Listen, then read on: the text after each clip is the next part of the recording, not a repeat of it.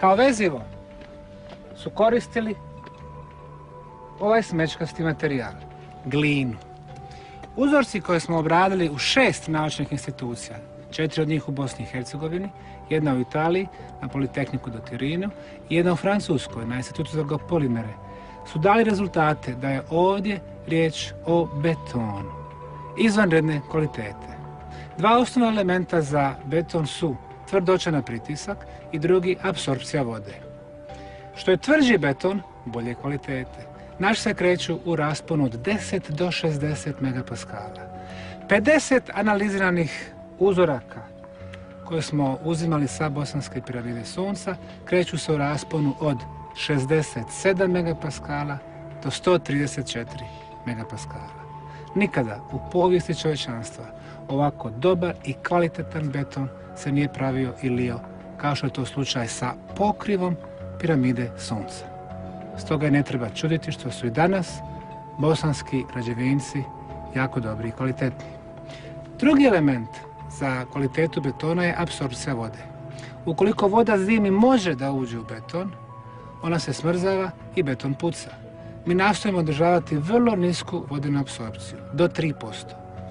Analize govore da se u ovim betonima apsorpcija vode kreće samo do 1%, što može lako da objasni dugovječnost ovih betonskih blokova. Izdržali su više od 10.000 godina, a mogu još 100.000 godina. Sve dok ne dođe čovjek. Naime, ovaj dio visokog padine Bosanske piramide Sunca su dugo vremena smatrane za najjeftiniju zemlju u visokom, jer imate nagib od 35 stupnjeva. Tu ne možete saditi poljoprivredne kulture, niti da imate svoje domaće životinje. Šta se dešavalo? Ispod nas je jedno naselje Roma, koji su došli gotovo besplatno do zemlje. Sada trebaju da rade građevinske radove, kupuju cement, za što nemaju novca, malo zakopaju, dođu do blokova od 7 tona, koji su suviše veliki za njih, donose dinamit, stavljaju ga ovdje i raznose čitave sekcije. I dobivaju manje komade, koje kasnije mogu da koriste za svoje temelje, zidove svojih kuća.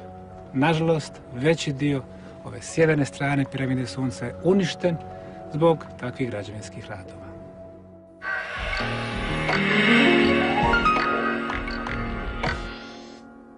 Profesor dr. Ljubo Ristovski iz Beograda snimao je PIP kamerom elektromagnetne fenomene u Bosanskoj dolini piramida.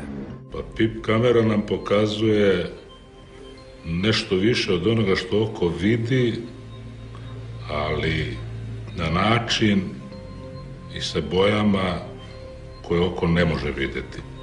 Naime, ona registruje elektromagnetno zračenje iz intervala koji obuhvata vidljivi deo svetlosti, deo ultraljubičastog spektra i deo infracrvenog, znači više nego oko. Ali ono što ona vidi, a ljudsko oko ne može da vidi, ona zračenja različitih frekvenciji boji različitim načinima. To postiže nekim softverskim postupkom, jer snimanje se svodi na to da se običnom kamerom uvodi video signal u kompjuter, onda kompjuter obradi taj signal, asignira boje različitim frekvencama i onda dobijamo takozvani real time snimak u stvarnom vremenu tog energetskog polja ambijentalnog. Ako je neka osoba tu, onda je to interferencija ambijentalnog polja i elektromagnetnog polja koje zrači ta osoba, jer svako od nas zrači, čak se i zna frekvenca zračenja ljudskog tela. Znači ona je namenjena pre svega za detekciju polja koja su u vezi, da tako kažem, sa funkcionalnim stanjima ljudskog organizma, živih bića i interakciju tih polja sa odgovarajućim poljima iste frekvencije iz ambijenta, iz okoline. Ceo taj kompleks, znači piramide sa tim prostorom su energetski vrlo zanimljivi, ali opet ovdje posmatrano sa stanovišta energija koje su blagotvorne, da tako kažem, za ljudski organizam. pri čemu je to jedan dosta dinamički sistem, znači stvari se relativno brzo menjaju, ali uvek neki deo tog sistema zrači te energije, kao da se vrši neko procesiranje na kraju krajeva energija apsorbovana od sunca, ne može biti druge energije, bar za sada nije registrovana. I u tom smislu to je vrlo zanimljiv prostor, ali PIP kamera registruje fenomen, ali ga ne objašnjava. Znači ovdje je razlika u dinamici, to su te energije, ja ne mogu ovdje registrovati energije koje neću registrovati na drugim mestima, ali su tokovi te energije i ajde tako kažem, gustina tih blagotvornih energija je ovde mnogo veća no što se to sreće na nekim drugim mestima, a najčešće se ne sreću na običnim mestima. Znači, retka su mesta gde vi imate takva zračenja, te blagotvorne energije koje sam bar ja posetio, a mnogo sam mesta igrao se s njim na kojima ništa ne vidite. David Hatcher Childress iz SAD autor je 20 knjiga o misterijama prošlosti. You can find megalithic structures all over the world. There's many kinds of megalithic structures. They're often giant walls that are part of a building. They can be pyramids. They can be towers. They can sometimes just be standing stones like obelisks or menhirs.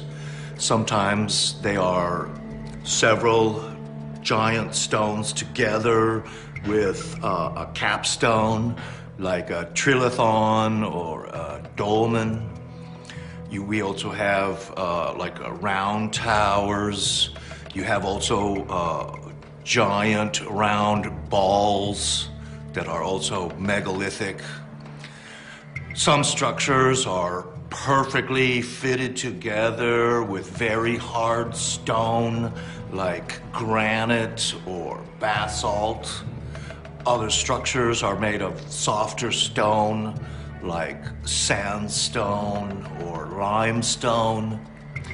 You also have walls that are perfectly fitted together and the construction is very fine and precise, while other structures, often of hard stone like basalt, which naturally crystallizes, those structures will be rougher with big gaps in them, and they're not perfectly fitted. When you go to a country like Egypt, where you have so many megalithic structures, there's not hundreds, but thousands, and they are of all kinds, pyramids, giant temples. You have the Sphinx.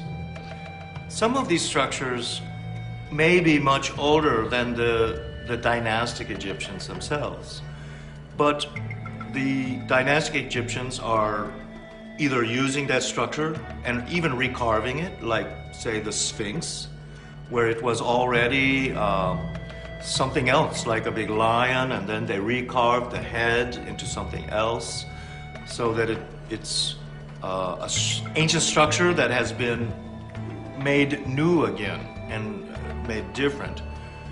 Also, next to the Sphinx is a very strange structure called the Valley Temple of Khephren. And it is a giant megalithic structure, but there's no hieroglyphs on it. Nowhere is there any kind of Egyptian inscription. It's like it's built before they were using that writing. Also in southern Egypt, at Abydos, there is a dynastic temple with pillars like the normal Egyptian building, still megalithic, and it has hieroglyphs and other writing on it. But then, on one side, down in a swamp, is a structure called the Osirion. And it is a structure that is clearly earlier than the Abydos temple. And it's even partly underwater. And on that structure, again, we have no hieroglyphs, there's no writing or any kind of inscriptions. And it would seem that that building is many thousands of years older than the Egyptian temple. And even the reason that the Abydos temple was built there was because of this earlier structure, which they believed was the tomb of their god, Osiris. Arheolozima i istraživačima zagonetnih kamenih ruševina posebice su zanimljive podvodne megalitske strukture. Otkrića potonulih gradova često upućuju na katastrofične događaje i promjene poput potresa ili tsunamija. Primjerice, dio istraživača smatra da podvodne kamene ploče kod otoka Yonaguni u Tihom oceanu predstavljaju megalitske ostatke drevnog potonulog grada. And is completely underwater is the Yonaguni site in the very southernmost islands of Japan. The Mediterranean has over 200 known sunken cities, and many of them are megalithic sunken cities. There are some out in the Atlantic, such as off the coast of Morocco or Spain, even off the coast of Brittany in France, or off the coast of Cornwall in England, such as Lyonesse, where you see structures underwater. Archaeologists are also looking at structures in the Caribbean, around Bimini and Cuba, off the coast of the Yucatan in Mexico. There are also sunken structures in the Pacific. On the island of Pohnpei in Micronesia is a giant megalithic city called Nan Madol that is built out of basalt. There's over 150 million tons of basalt in that city, and some of it is underwater.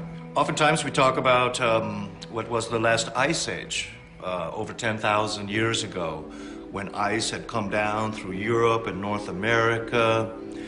But then we have the problem of glaciers. You have ocean levels that are suddenly rising or lowering. And this means that some of these sunken structures, these megalithic structures, must be very, very old. Much older than mainstream archaeologists will usually admit. Megalitske građevine koje su starije od 10.000 godina prije nove ere predstavljaju najveći izazov istraživačima. Značilo bi to da su te civilizacije postojale znatno ranije od vremenskog slijeda kakvim ga se danas interpretira. The mainstream archaeologists had been saying for many years that the structures on Malta and Gozo, which is an island part of Malta, were the oldest structures, as 9,000 or so years ago, 7,000 BC. Also cities like Jericho in Israel, or a city in Turkey called Catalhayuk, also very old, about 7,000 BC or so. In the last 5 years now, archaeologists have been saying that a structure in Turkey called Göbekli Tepe is now the oldest structure at about 11,000 years old, or about 9,000 BC. But probably there are much older structures than those, such as the structures at Baalbek in Lebanon, where you have really the biggest megalithic blocks in the world. And those structures would probably be over 10,000 years old, but there's a Roman temple built on top of this structure. So the mainstream archaeologists are saying, oh, well, the Romans have built this entire structure, but it seems that the old part is much older. One of the problems with megalithic structures around the world is that in many cases, these structures are built out of such large blocks of stone, weighing 20 tons or 50 tons or 100 tons or even 1,000 tons.